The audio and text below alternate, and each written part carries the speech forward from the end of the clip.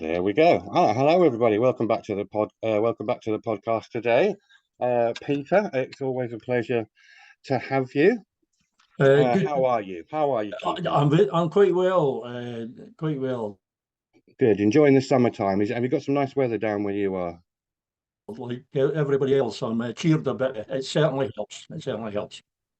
Helps with the Brilliant. heating bills too. Yes, of course. That's very, very true. Okay, listen, Pete. I'd like to start off today, just going through a couple of your blogs this week, and there's a couple that really stuck out to me, and it sort of pushes home what you're trying to get at, and I'd like you to maybe explain once again, or try to get folk to understand, the nub of what we're talking about here.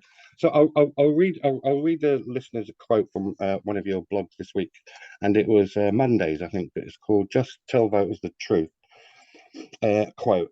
To concede that the Scottish Parliament has the power to authorise a proper constitutional referendum is to concede sovereignty to the Scottish Parliament.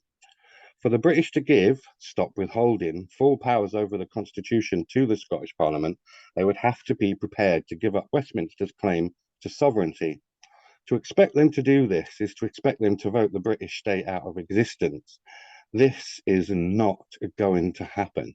Would you elaborate on that? Why you elaborate on that a bit for us? No, I'm not sure.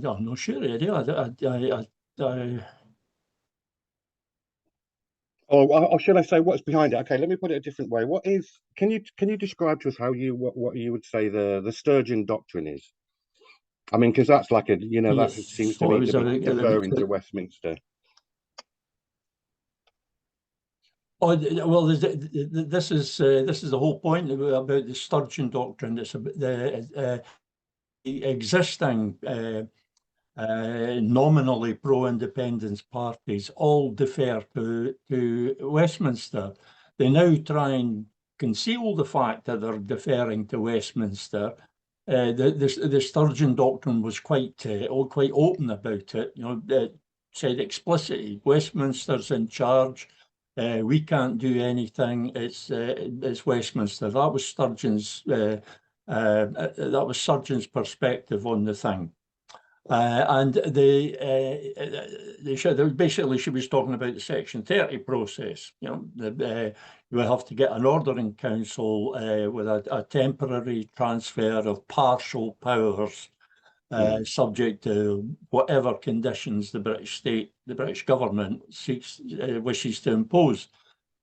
And that was accepted. I mean, I think we more or less all accepted that back in 2012, 2013.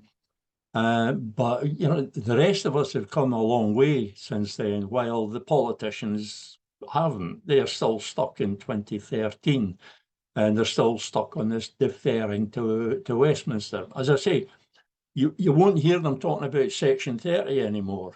You'll scour their websites and you'll struggle to find any mention of Section 30 because they know that that's a toxic term now. And I like to think that I played a part in making it toxic because it is toxic. It deserves to be toxic. It deserves to be recognised as toxic. So they conceal it now with a form of words. Like one of them was give democratic legitimacy to a vote in Scotland. Like the Scottish people vote for independence, but then the Scottish government goes to Westminster to give that vote democratic legitimacy. Hang on a minute. It's a vote in Scotland by the people of Scotland in what is presumably a democratic event. And the people of Scotland are sovereign. So surely it's got all the democratic legitimacy it possibly could have. What are you going to Westminster for? That is deferring to Westminster. I think it's Alpa, they talk about getting a majority vote for all the nominally pro-independence parties. And their plan, this is what they put forward as a plan, their plan is to immediately enter into negotiations with the UK government. Whoa, stop right there. That's deferring to Westminster right away. Why do you need to go into negotiations with Westminster? And then they say if Westminster refuses to negotiate, like there was any if about it, yeah, they just won't turn up for the negotiations, you know. And if the UK government refuses to negotiate, then something else happens. Maybe we have another referendum, or it all gets a bit unclear after that. That is deferring to Westminster, and so long as the politicians keep doing that, in whatever way they do it, whatever mealy-mouthed words they use to try and conceal the fact that they're bowing to Westminster, then so long as that's happening, independence isn't happening. Yeah, and it always begs that question, as always. You know, what is holding us back? I mean, is it obviously, or could it obviously be like the division? I mean, I can't help, like I said, reading your blog the other day, I had to read a few sort of quotes afterwards from other people, and to me, you get these, to sum it up, procrastinators. You know, they've been doing it for 10 years. You know, literally saying there's a plan and this is the only way to do it. Is that what's holding us back? Do we still not have enough consensus to make politicians think differently, or is it something more detailed than that? Well, the first thing to realise is that it's not Westminster that's holding us back. It's not the UK government that's holding us back. It's the Scottish government. It's the Scottish government that's the one that we elect. And whatever you think about the Scottish Parliament, being an executive branch of Westminster, whatever, it's still the Scottish Parliament. We elect it. It's full of people who are elected by the people of Scotland. It cannot be anything other than the Scottish Parliament, the Parliament of Scotland. It's the only parliament with any democratic legitimacy in Scotland. So that is the Parliament that has the responsibility to ensure that we have the opportunity to exercise our right of self-determination. Alex Salmond got us that opportunity as well as he possibly could at the time. It was, we now know that it was far from satisfactory, but it was the best deal he could get at the time. I don't want anybody thinking that I'm denigrating what Alex Salmond did then. He did remarkably well under the circumstances, but it's not something we want to do again. So it's the Scottish Parliament and it's the politicians in the Scottish Parliament. And it's a mixture of self-interest and cowardice that's stopping them from doing it. They're either too stupid to know that there is no route to independence through the legal and constitutional framework that developed under the imperative to preserve the Union. You know, it's ridiculous to think that there could be a route to independence, a route to ending the Union through a legal and constitutional framework designed to preserve the Union. It just makes no sense. And they just won't accept that. They're either too stupid to realise it, or they realise it and they don't like the implications of it, because what it implies is that they're going to have to do something bold, and you know, they're cowardly and they're self-serving. You know, they would be risking a lot. You go up against the British state, you're bound to be risking something. They'd be risking perhaps their salaries, maybe even their pensions. In theory, they could be even risking imprisonment, although that's not really on the cards. But then they see it as risky, and they also see it as difficult. Because, I mean, they could keep this independence thing going for ages. It's a great electioneering device for them. Alpa's wanting a part of that. The SNP have had dibs on it for years. Alpa's wanting a wee part of it, but they're only looking for it for electioneering purposes. None of them has a plan to actually restore independence. So our parliament, our politicians, I should say, who are the obstacle because they will not do what is required. Can I just for I mean, the probability here, the greatest probability here is that they're not stupid and they do know these things. I mean, they would have to be ignorant beyond belief. I, So which suggests, like I, you said, they just prefer the status quo. And this is a big problem, isn't it? Because how do we fight that if we're not even being listened to? yeah, sorry, I was speaking over you there, Ed, but I'll just agreeing with you. I too, there's one or two of them that I think are stupid, genuinely stupid, and possibly even stupid enough to have failed to realise that the Section 30 process, as I refer to it, the whole deferring to Westminster thing, cannot possibly work. I'm sure there are a few who are stupid enough to think that actually will work. Not that many, and certainly not among the higher echelons of the party, certainly not John Swinney, certainly not the likes of Keith Brown. There's occasions when Keith Brown has let things slip that kind of hint at the fact that he knows damn fine what's going to be required.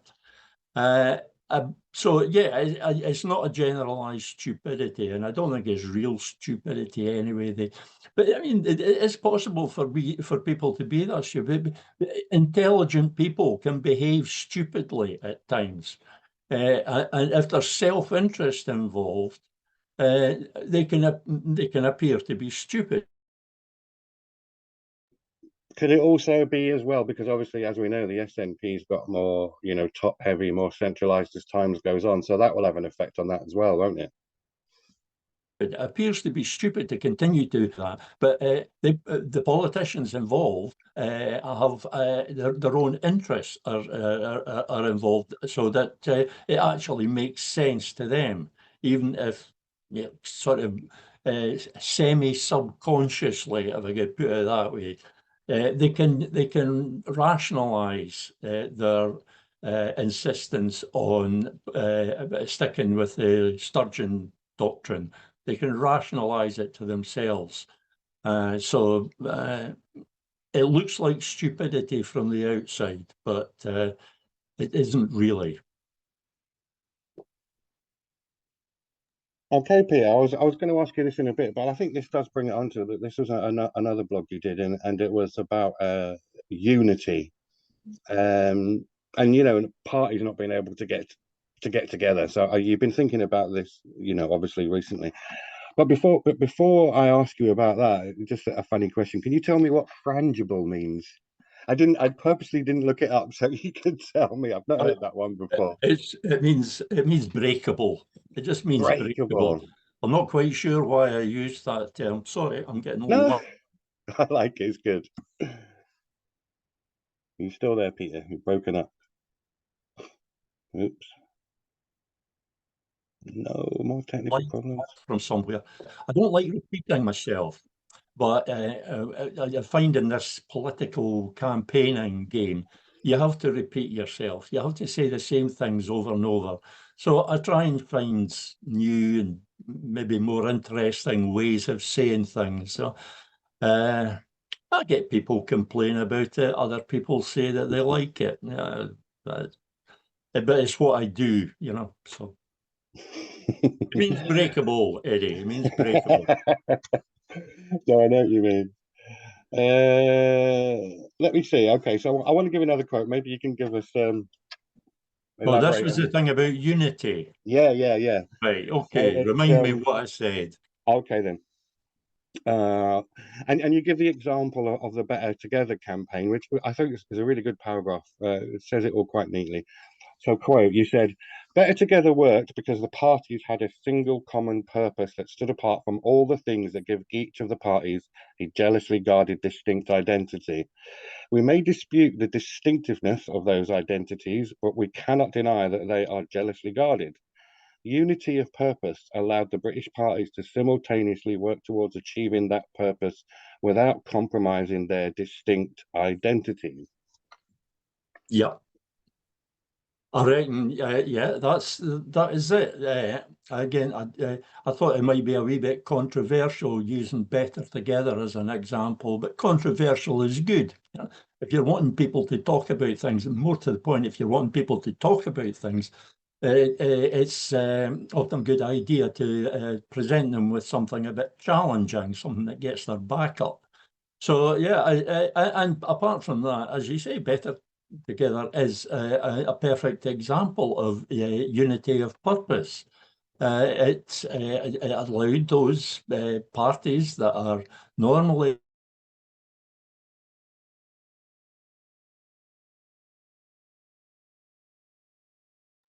You've broken up in there again. You sort of froze. very much at odds with, but it's more about the identities. They see themselves as separate, therefore they are separate. You know, they regard themselves as having a distinctive identity. So to them, that identity is real, and they are competing. They're competing all the time. So it's very difficult for. It's impossible for them to unite. If it was possible for them to unite, they would be the one party. Because it wouldn't make sense to have two parties that were so similar that uniting was an option for them. So they don't actually have that option. They can't unite. If they could unite, they would be just the one party.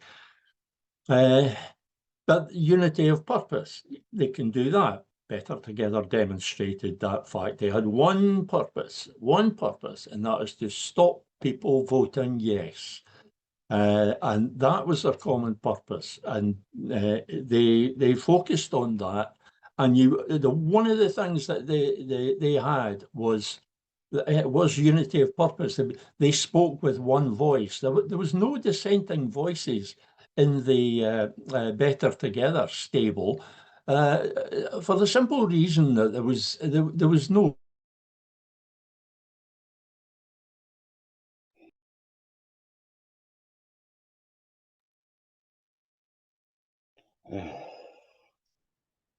Room for dissent. Hello, Peter. It was Peter, this one thing: stop people policy. They weren't. Sorry, Peter. I don't know if you're aware, but that's about the third time you've broken up, just for a few seconds. I'm getting a signal here telling me that the internet connection is unstable. I have no idea why that should be. We have a very good internet connection. I don't. Maybe it's Musk and his crew, and or whoever. It's nefarious actors working against us, Peter. I mean, it was just for a few seconds. We can carry on, and if it does it for too long, I'll have to stop you and maybe go back over it. Oh. Yeah. No worries. Well, sorry, you was talking. Anyway. You was talking about unity of purpose, Better Together, Peter. Sorry, go on. Yeah, Better Together. They achieved unity of purpose because it's that very specific thing. There was no dissenting voices. I was saying in the Better Together stable.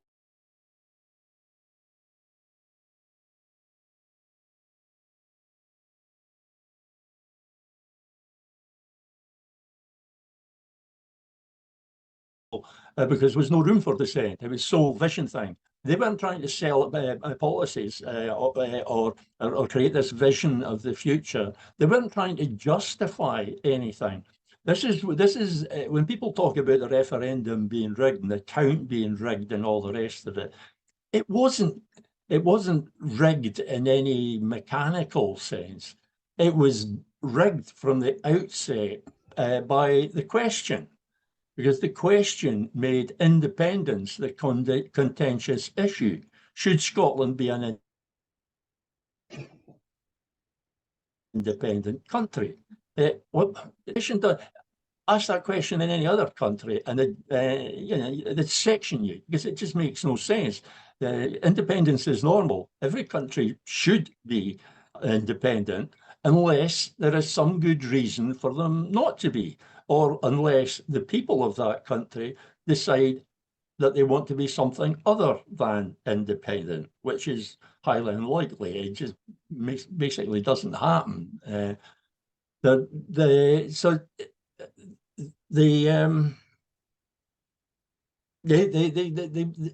referendum, the 2014 referendum, was biased from the outset. The question defines everything relating to the referendum. It defines the campaign, it defines the conduct of the campaign, it defines everything.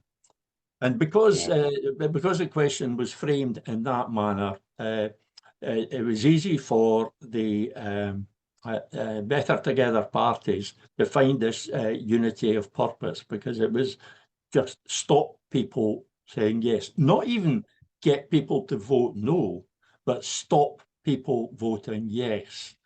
Mm.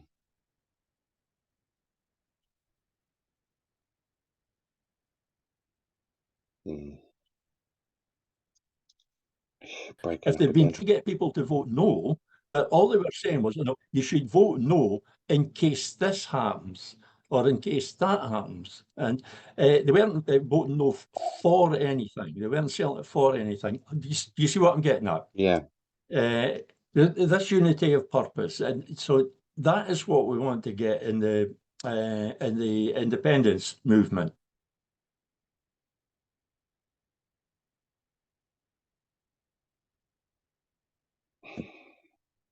You're breaking up an awful lot, Peter. But we're doing independence as an electioneering device. So this is a thought that only just occurred to me a wee while ago when I was responding to somebody. I've often said that, there's only one independence. You can't split the independence vote. But to the politicians, you can't split the independence vote, because the SNP see independence as their electioneering device.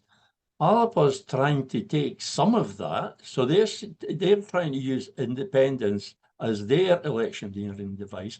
So the SNP have their independence idea, and Alapa have their independence idea, and I'm talking about these two just for the sake of illustration, and they are quite separate. They own them, and they can't come together because it would mean both of them giving up independence as an electioneering device. And they both rely on it too much, especially the SNP. That's why Alapa can at least talk about unity, although they're obviously not serious about it. The SNP can't even talk about unity because it would mean them giving up this. They are one big electioneering device. So there's all these reasons why the unity in the sense of amalgamation, all coming together as one, that just simply can't happen. It's not going to happen. It's certainly not going to happen in the short term. And even if it did happen, even if they all met in some room somewhere and they all said, oh yes, we've all decided that we're in favour of independence, that's unity. 10 minutes later, somebody would put something, one of the politicians would put something up on X or Facebook, and that would be the unity gone. And that's even more likely to happen during an election campaign when things get a bit, get a bit down and dirty. So that kind of unity simply isn't going to happen. What it needs, I'm sorry, I'm keeping going on. What it needs is something outside the parties that is not of the parties. It's outside the parties, but they can all reach out and hold on to. Instead of them all coming together as one, they can all reach out and hold on to this one thing. That is the purpose. It's in the middle. They're all reaching in and holding on to that. And but it has to be a very specific purpose. You can't have unity just on the vague idea of independence, because as I just explained, independence isn't one thing to them. It's an electioneering device that each of them wants ownership of. So, and there's no specific definition of independence anyway. you can only have unity of purpose if there is a clearly defined specific purpose, as narrowly defined as possible. As I said, in relation to Better Together, the more narrowly it's defined, the less possibility there is for dissent, and the less possibility there is of any policy issues or issues of principle impinging on it, you know, the party ideology impinging on it. There has to be something that is so specific that it can be cut out from the rest of party politics and just stand on its own. And that was the whole idea of the Manifesto for Independence. Yeah, can I just ask you? I mean, once again, we're getting round to this sort of legislative competence, isn't it? You mentioned Tommy Shepherd recently, who you said he seems to understand at least the principle, but he can't see that it doesn't work. So I think that's kind of what you're talking about here. So as far as you know, this whole taking the constitutional question forward totally relies on making this a Scottish-made thing, doesn't it? I mean, there literally is no way out of it. And I know we've spoke about this before. It has to be made in Scotland, you know, out with, like you said, the UK framework. So is this the choke point? Is this where we're not making any progress because that's literally not recognised by our representatives as a good way forward? Well, I think it's coming to be recognised. And it was interesting that I'll tell you what the impression I got when I read that column by Tommy Shepherd, the one that you're referring to. I can't remember what it was called. I got it. This is going to sound a bit big-headed. I got the impression that in the interim, he'd actually read some of my blogs and thought, hang on a minute, there's something in this. Now, I don't imagine, given his reaction to me at the Independence for Scotland, the IFS convention that I was at some weeks ago, his reaction there, you'd thought you thought I was carrying the bloody leprosy or something. Get away from me! You're not SNP. You're a different party. It's ridiculous, infantile, dreadful. But I got the impression that he kind of come round a wee bit. He didn't go the whole way, obviously. But it is all about legislative competence, and there is only one way that the Scottish Parliament can get legislative competence.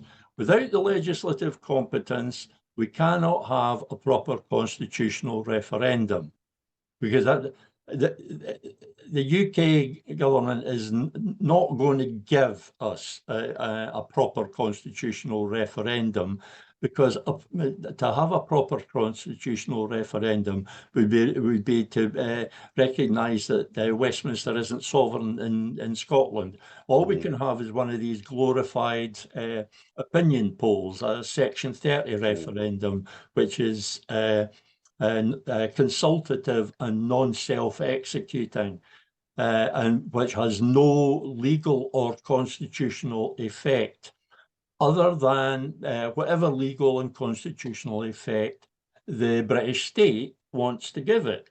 Thus, they can say that a no vote is final, a no vote is decisive, because it's left up to them. They get the final say on the interpretation of the outcome. So it's not going to happen. I see people talking about transferred powers again. In fact, I think it was Tommy Shepherd that was in that article that you're referring to. He was on about transferred powers. Famously, Ash Regan was proposing a bill. I don't think I ever actually saw the draft bill. All I saw was some sort of proposal for a bill, but nothing's ever transpired, as far as I'm aware. But it was a bill to supposedly permanently transfer from Westminster to Holyrood the power to hold a referendum. Well, you know it's nonsense right from the start, because permanently transfer a devolved power. No, there's no such thing as a permanently devolved power. That's the whole point about devolution. It works both ways. You're accepting that Westminster's in charge, that they can give the powers, they can also take them away. That's actually happened. So it's nonsense from the outset. But it's also nonsense for a slightly less obvious reason, that the UK government is never going to transfer anything other than Section 30 type powers. They'll only transfer powers for a consultative, non-self-executing referendum. And a proper constitutional referendum has to be determinative and self-executing. What that means is that it produces not just a result, but a decision. Everybody knows from the outset what ensues from a result either way. Everybody knows exactly what will happen. 2014, nobody knew what would happen after a yes vote or after a no vote. Nobody knew. It was never set out. It was never defined. So in that way as well, it couldn't be a proper constitutional referendum. There has to be a decision as well as a result. Not just a result, but a decision. Decision on a specific course of action going forward. I agree with you. I mean, when I generally agree with you that, I mean, the UK could have just, invalidated that referendum if they want to. There's no way they definitely would have done it. We could have stopped it. I mean, I still think it would have been valid, and I still think it probably scared them, and they'd rather not do it again, simply for the fact there's just I mean, if we did vote yes, and even if and when the UK government tried to invalidate it and stuff, it still sets it's very provocative. Do you know what I mean? Yeah. If the British government had any sense, they would take a chance on giving us another Section 30 referendum, but they could then set the conditions and to make it unwinnable for us. They could fiddle it any way they want to make it unwinnable. The Scottish government couldn't refuse it. Because they'd be accused of the UK government would then just say, "Well, we offered you a referendum, you turned it down." So that's one of the worries I've had ever since 2014, that the UK government would actually offer another Section 30 2014 type referendum, because we probably couldn't win it. It would be fixed as we couldn't win it. And it wouldn't matter even if we did, because the final... All that time and you've broken up.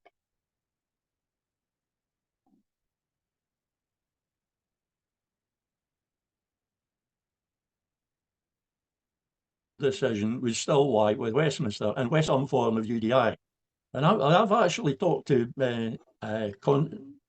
constitutional lawyers. I can't mention any names for obvious reasons, but I've talked to people who know a bit about constitutional law and about the situation in Scotland, and very quietly they'll say, "You're right. You're right." It will have to be UDI. It's not as if UDI is such a horrible, frightening thing anyway. I've made the point that all declarations of independence are unilateral, because no other country can declare that you're independent. They can recognise your independence, but they can't say you're independent. Imagine imagine a country where there's been no kind of vote in favour of independence, but the colonial power says, no, there you go, you're independent. That just wouldn't make any kind of sense at all. No, there has to be popular support in the country for independence, and people have to feel that they're ready. So yeah, they're all unilateral, and there has to be a declaration, otherwise nobody would know. And independence is normal, so there's nothing scary about UDI at all. But the point with UDI is it's never the same twice. There's been a lot of propaganda, really, really hard propaganda associating UDI with the Rhodesia situation, the Rhodesia affair back in the mid-60s, 1960s. And that is where people's minds go first when you mention UDI. And they imagine that is it. All UDI is like that. But it's not. It's not. It's different. Every country's constitutional arrangements are different. They're all unique. They may be similar, but they're unique. And they all do their UDI. They get round to their independence. They restore their independence or gain their independence, however you want to put it, in their own way. So what we need is a form of that very unfrightening UDI that is tailored to Scotland's circumstances. And that is what I call Scottish UDI. That's what I'm referring to. It can't be a Rhodesia type thing, because we don't have a majority black population and a minority white government that's proposing to stop the black population voting. We don't have any of those circumstances, so it can't possibly be like Rhodesia. The closest analogy, and I probably mentioned this before, but it's like what I said to you about repetition. The closest analogy to Scotland is not certainly not Rhodesia, and not Catalonia either. A lot of people, their minds go to Catalonia, but that's an entirely different situation as well, because the Spanish Constitution rules out independence. There's an actual constitutional bar on it. This is not to say that constitution can't be changed, but the process of changing it for the Catalonians is very, very different from the process in Scotland, where there is actually no constitutional bar to it at all. Quite the opposite, in fact. Our right of self-determination has been recognised by the UK government. It's recognised generally. Scotland is a nation and therefore has a right of self-determination. The closest analogy is actually Norway. When there was, this is very potted history. At the end of the 18th century, there was a series, I think it was 2 or 3 really vicious, bloody wars between Sweden and Norway. And eventually it ended up with a union under the Swedish crown.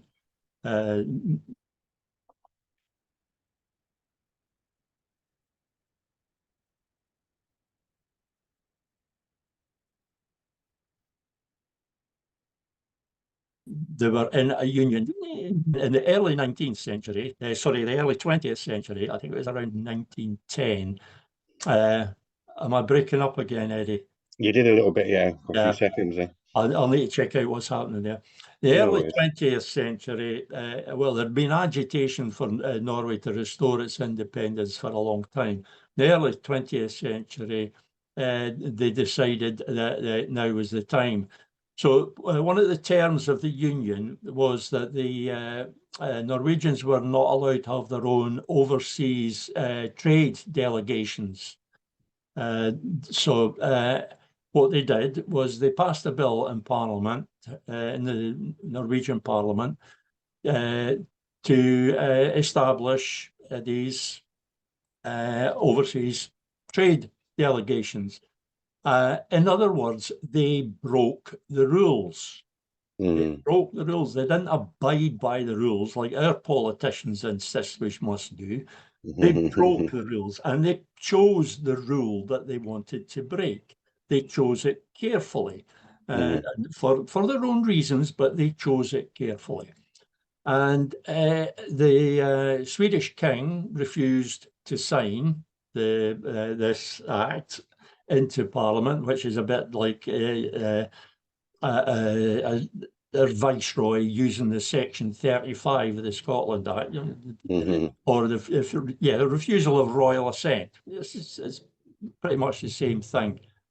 At which point the Norwegian government dissolved the government, dissolved the Parliament, and then set up a referendum. Gone again.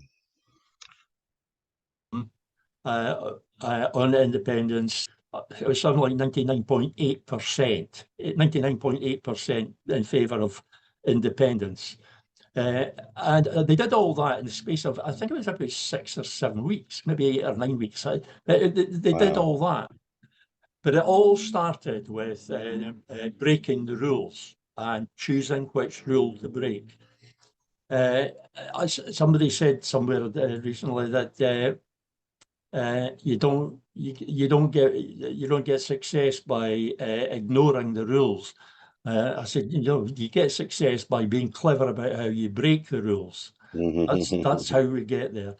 And so the rule that I want to break is the obvious one, that the rule that withholds from the Scottish Parliament the power to have a proper constitutional referendum, the power to give the people of Scotland the opportunity to exercise our right of self-determination.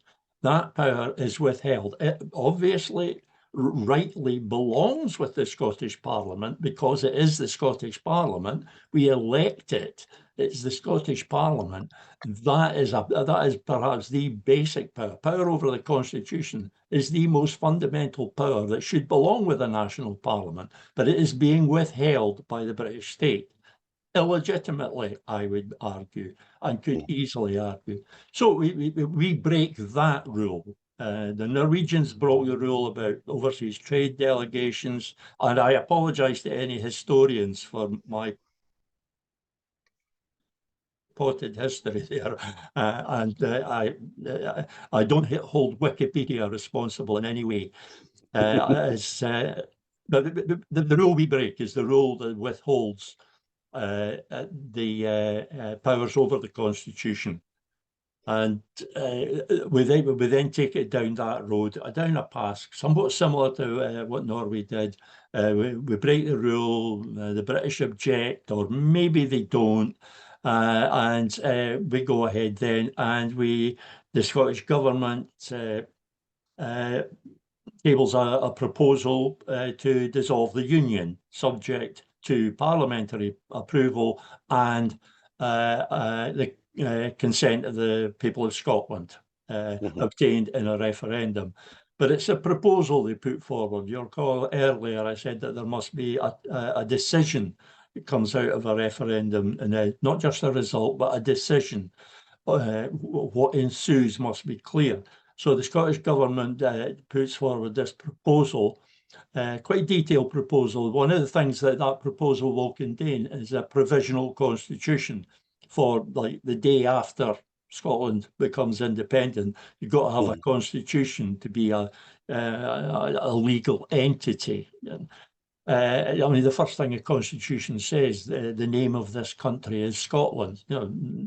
That is then sort of established in law. It seems basic, but that's it. It's a provisional constitution. It's only to cover these sort of things. And people are voting on that proposition. They're voting either to accept it or reject it. They are asked, do you accept this proposal, or do you approve this action? A question, something like that. And they vote either yes or no.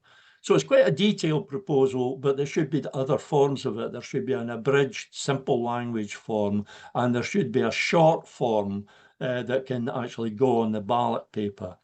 But there should be enough out there so that people know exactly what they're voting for, which is something we did not have in 2014. How would you? Can I just ask you, Peter? How would you come about sort of to get that question?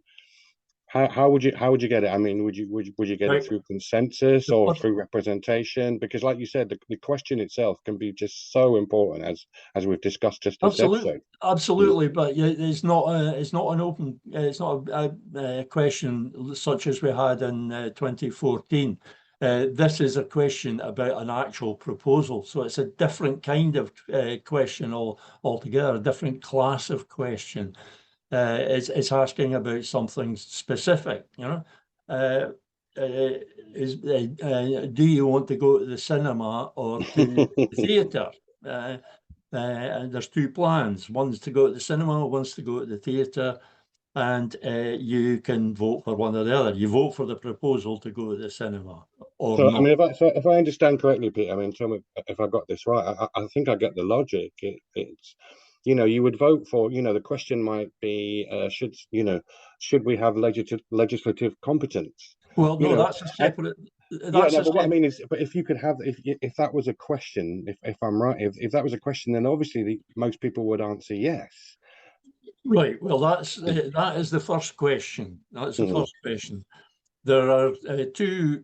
Well, I've long said this. There are two battles that we have to fight in the independence movement. And the first one is the prior one, the one that must be fought first, is the fight to get the opportunity to exercise our right of self-determination, the fight to get a facility to do that. And the only way we can do that is by getting legislative competence for the Scottish Parliament to facilitate it. It can't be facilitated by Westminster. It can't, because they'd be in breach of their own constitution if they facilitated a proper constitutional referendum in Scotland. So they can't do it. And never mind won't do it, they actually can't do it. Expecting them to give us a proper constitutional referendum, that is genuinely stupid. That's not even just pretending to be stupid for convenience. It comes down, first of all, to the question of legislative competence. We can't decide the matter of independence until we have the legislative competence to decide the matter of independence. It makes no sense. People are talking about using the 2026 election as a referendum on independence. The political parties are talking about doing that. I think this. I'm never sure if the SNP is proposing to do that or not, because they keep changing their minds on it. But, you know, what the hell? Generally, that's the idea that's about. They use the election for a de facto referendum on independence. It makes no sense. You cannot sensibly a referendum on something that cannot be delivered.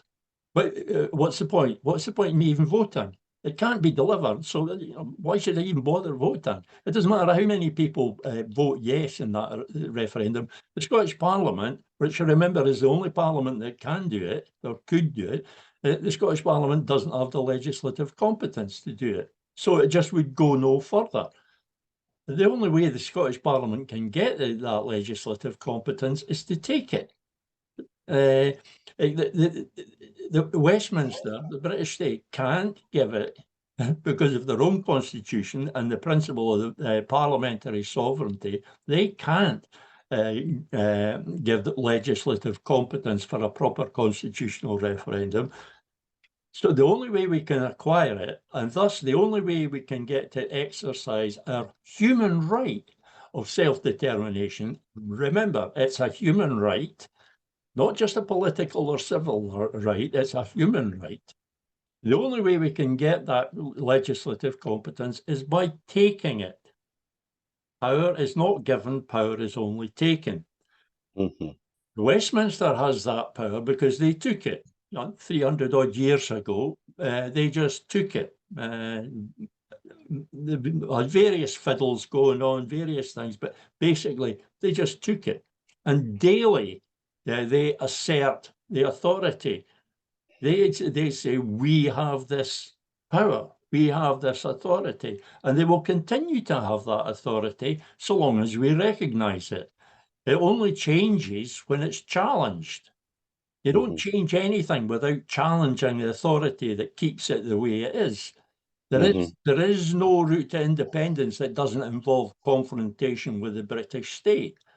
And this is that's back to the Nicola Sturgeon thing again, because she actually seemed to genuinely believe, although I don't actually think that she'd given it all that much thought, she seemed to genuinely believe that the British state, British politicians were going to cooperate with a process which would have ended the Union or had the possibility of ending the Union. It's just not going to happen. It's they can't do it. They cannot go along with putting the Union in jeopardy. The Union is the British state. It's England as Britain. And without the Union, it's just England. And just England without Scotland is a very different entity. I'm not saying England can't survive on its own. I'm sure they can. But they will be surviving in an entirely different way. They will get, but they will have to trade for our resources instead of just expropriating them as they do now. So it's a massive economic change for them. It doesn't mean that they somehow fail or go bankrupt or whatever. Although I see people talking about that. You know, England would go under without Scotland. We wouldn't let that happen, even if it was a possibility. We would. It would make no sense. We don't want an impoverished neighbour on our borders. You know, while we're flourishing. You know that's not going to happen either. Nations have to try and keep each other afloat, the ability to trade with one another, especially when there's look at the US and Canada, although it changed a bit under Trump. But they trade backwards and forwards across that border without any difficulty. They come to arrangements. We do the same. How did I get onto trade? While you're mentioning Trump, because the same's happening across the pond, and you mentioning challenge brings me onto probably the last point I'd like to make about this is it's like challenge. You was talking about challenging the UK narrative, you know, or looking to break the rules there. But of course, what's happening now, I mean, you know, I won't give it, there's too many examples across, like I said, across the pond, and here Starmer's following in the same way with the Public Order Act, the Online Safety Act. You know, so our ability to challenge that narrative, to try to grow, to try to force pressure onto our representatives to do something is being restricted more and more, isn't it? I mean, how do you see this? I mean, I don't think it's a coincidence that all these restrictive laws are coming in right at this moment in such a volatile time. It's not a coincidence at all. It's there are lots of reasons for it, and I'm not really wanting to get into that just now. And it's the relevance to this discussion is that we have to regard every democratic event, basically elections or referendum, every national democratic event, we have to regard as our last opportunity to start the ball rolling on the road to independence, to kick off the process. And here we are in 2025, and our politicians aren't even talking about process. They haven't a clue. or if they have a clue, they're not talking about it. They're not telling it. They're not discussing it with anybody. They tell you, don't talk about process, talk about vision. But without that process, nothing has happened. And it's only in a democratic event, a major national democratic event, that we, as voters, have the opportunity to kick off that process. Mm. So we have that process in 2026. We have that opportunity, I should say, in 2026. And we have to treat every single one of these opportunities as the last one. So it's urgent. I actually thought 2021 would be the last. I'm actually quite surprised that we're getting another shot at it. The British state has missed a few opportunities, just as Sturgeon missed so many opportunities to progress Scotland's cause. The British state has missed a few opportunities to really throw a spanner in the works for the independence movement. For very good reason. I'm not going to say what they are, but they have the. I've already talked of one. You know, give us a Section 30 referendum. That'll screw us completely. But so are you saying? I mean, this one could be the last one in like you said, where people can actually sort of make a difference, because you know, if it becomes more and more difficult to challenge out there, literally just even on social media and stuff, and of course that the time in between elections, you know, people are not moving forward and they're not getting informed and they're not being allowed to share information. So yeah, that kind of end of the cycle there. It doesn't matter whether it is the last opportunity or not. We have to treat it as if it is the last opportunity. We can't afford to just wait and see if another opportunity comes along. That'd just be daft. You know? We have to treat every single one of these as an opportunity. And it's only at election times that we have any leverage over politicians. Only during an election campaign can we make demands of them. And we can only do that if we combine in sufficient numbers to put pressure on them. And that's what I'm suggesting we do. For once, we never, ever, or so rarely, I can't remember of an instance where we have properly used our votes. We've combined to force the politicians to change.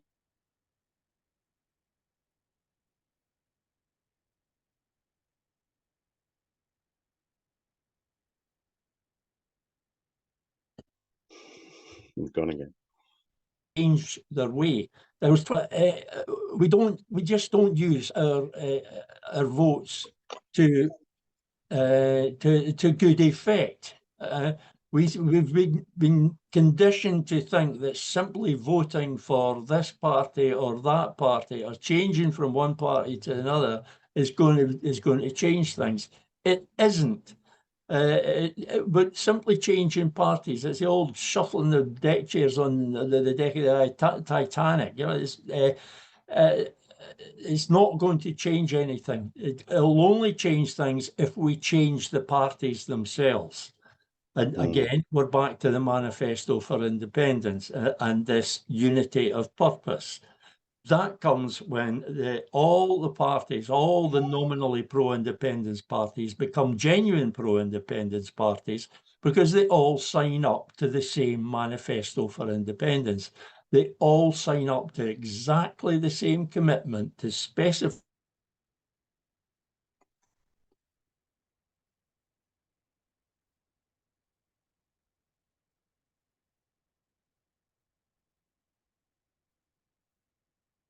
actions in the event of an elections are not binary. They're not in any way. There's massive issues involved in elections. And that's why they're never decisive. You're never quite sure what's going to come out of them. Referendums should be binary. They really have to be binary. There's two options, no more than two options. So how do we introduce a binary element to the 2026 election?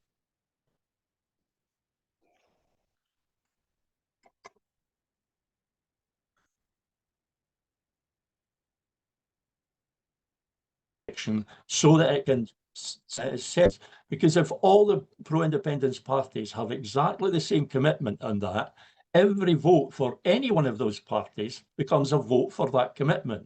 And at the end of it, we can say genuinely, this is the number or the percentage of people who have voted for that, and have voted specifically for that. There's no interpretation about it. There's no one person saying, oh, the vote means this, and somebody else saying it means that. No, everybody's voted for that. It also has the effect of taking the constitutional issue out of party politics, or taking party politics out of the constitution. It stops the political parties using independence as an electioneering tool. How can they use it as an electioneering tool? How can they say, I've got a better independence than they've got, when they've all got exactly the same? So and it gives us a real commitment to actual action on the constitutional issue, not just a politician's promise. We've had plenty of them in the past, and they've all been utterly meaningless. This would be a hard, cast iron commitment by all the parties. It's something that they couldn't get out of, and it would be specified action, starting with breaking the chosen rule. And it would just make it possible for it to, the 2026, to be as like a real referendum as possible. I do just lastly before we go, Peter. What do you think? I mean, like I keep going on about the external world here and stuff, but once again, the volatility out there and stuff across the pond with the wars hither and thither everywhere, too many to mention. I do wonder. Well, I do want it will drive let's say, the desire for independence on some levels. Do you know what I mean? I mean, I know we've used this before. We should be independent for this and that and the other, but I do feel that as time goes on, certainly some people are going to be looking at the situation out there and going, I really do think we need some independence here, because the British state is really losing it on, as far as its foreign policy is concerned. It's turning into a very authoritarian state. I think it's very frightening. Maybe I, maybe no. I see Leslie, I haven't read it yet, but I see Leslie Riddoch has a column in the National today, and the headline is something about what the US is doing with Greenland will drive support for independence, or make the case for independence, something like that. Very much like what you're saying. As you also say, Eddie, we've had so many of these things. Brexit is the standout one, but there was a whole lot. If Boris Johnson's elected, watch the polls soar. If we leave the EU, watch the polls soar. I've watched the polls that whole time. They've never soared. They've blipped. They've never soared. The question after Brexit, you're right. Yeah. What will it take, Peter, for people to actually do? We have too long been too reliant on what other people do, what these external forces, what Westminster does, what the British state does, what happens elsewhere in the world. We've grown into this habit of thinking that it's what other people do that is going to create the situation for us. Shite. It isn't. We will create the situation for ourselves, or it won't come about. Why should anybody help us towards independence if we're not doing anything about it ourselves? If we want the world to take notice of this, if we want worldwide support, international support, we have to actually do something that they can support, something they can look at and say, oh, right, Scotland's doing this. And that is why I'm arguing that the best thing that we can do in order to get this international support is make it a human rights issue. Make it about our opportunity to exercise our right of self-determination. And we just say that we are asserting the legislative competence of the Scottish Parliament in the area of the Constitution because that is the only way that the people of Scotland can have the opportunity to exercise their human right of self-determination. Now, who can go against that? It's a human right. If the British state wants to challenge that in court, it goes to the International Court of Justice, the ICJ, because it's a human rights issue.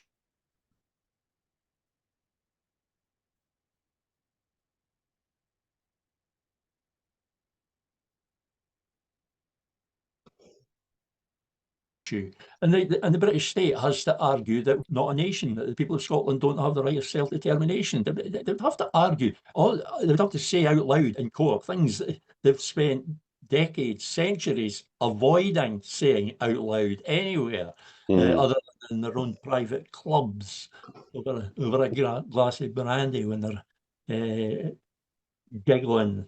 I'll not get into that. I'm just about away on a wee tirade. I do understand. I do understand what you mean, and like you said with Brexit, just quickly that that didn't pan out and stuff. And so yeah, on the real politic, I do agree with you. There's not much of a measurable change there, as it were. However, you could argue from the, if you say if there's a moral imperative here, or if there's a consensual, morality here. I mean, say for instance, against the war against what they're doing in Palestine. So I mean, even like, and I do think as time, I'm just saying, I'm not saying it's going to make a difference, but there's certainly a percentage of people, or certainly a demographic, who I see who might not be thinking of independence so much, but might be so disgusted with the British Empire that we want to be able to disassociate ourselves from that. Yeah. I should clarify here, Eddie. I'm not saying that. Excuse me. I'm not saying that it's impossible for these external events to have some effect. All I'm saying is that they have had no discernible effect to date.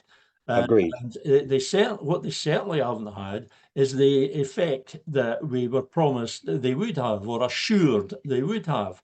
The number of times we've been told, if the British state does this, then watch the polls soar. And it just simply didn't happen. That's all I'm saying. It hasn't had any effect to date. But that is not to say that it couldn't in the future. And it's also not to say that there might not be a subtle effect, perhaps too subtle for the polls to pick up on, because a lot of people, all the people who voted no, or most of them, the people who came from from no to yes, obviously been at this too long today.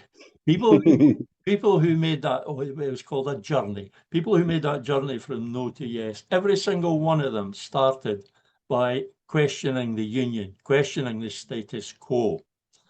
So what these external events might have, but haven't so far, discernibly anyway, they might make people question the union, or they might make the people more amenable to questioning the union if they're given another nudge. One of the things I've said about the 2014 referendum campaign, it was all about convincing people of this great place to go, but it wasn't giving them any reason to leave. And it doesn't matter how lovely you're making out this place to go is, if they feel kind of comfortable and kind of safe where they are, they're going to stay. Pretty much human nature. I'd agree with you. They're going to stay. You've got to give them that reason to leave as well. And we were told not to do that in the 2014 campaign. We've got to keep it positive. It's all about the positive, the vision, and never mind the reasons to believe. I think that has changed. I mean, even in the SNP, they're more likely now to talk about how deleterious to Scotland the union is, how it harms us. It harms us in all manner of ways, every single one of us, every day. even though we're not conscious of it, because we've been immersed in it all our lives. It harms us in every way, not just economically, but culturally and socially and psychologically. Colonialized mind, yeah, absolutely. It changes us. It makes us less than we might be. It defines what kind of people we are. The same as the decision that we make on it, the decision we make on Scotland's future constitutional status, that defines us as a people as well. Yeah. It defines us as people who are prepared to stand up to authority, prepared to break the rules, prepared to do the hard thing, just so as to make things right. Because the Union is an ancient wrong done to Scotland. We need to put that right. Totally agree, Peter. I think we can leave that there, and we'll catch up. We'll catch up next month. Is that okay? I'm good at giving you the end points there. You are. You're very good. The bits where you can edit into the titles. You know. I think we're okay. I think we've managed to elude this census. We'll probably be all right just to load it up, because I think it squashes if there's the few gaps that there were. And funnily enough, when you came back in, I could hear you. You know, your sentence came back, caught up somehow. So that was rather strange. Right. Anyway, I better stop waffling. I'll say goodbye to the viewers, and I'll say goodbye to Peter after. Thanks for joining us. Sorry, Peter. So you've broken up again there. Buffering. There must be buffering. Yeah, it's buffering. I was saying there must be buffering. You just buffered a bit yourself there. Right, okay. Right, okay, listen, so thank you very much, Peter, and we'll catch up with you next month. Much appreciated. Thank you very much. Oh, yeah, contact me about making it